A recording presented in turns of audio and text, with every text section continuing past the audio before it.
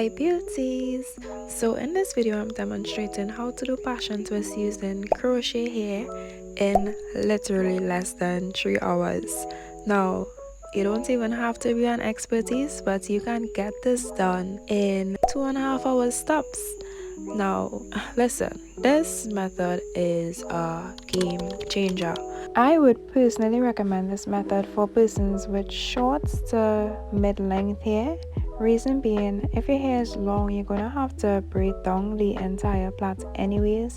So just do it the regular way if that is the case. But if you have average length hair or short hair, this, my girl, is definitely beneficial to you. Now you're braiding down until where your hair stops, or what I like to do is braid down like 1 to 2 inches more just to really secure that hair with your product, your edge gel, edge control.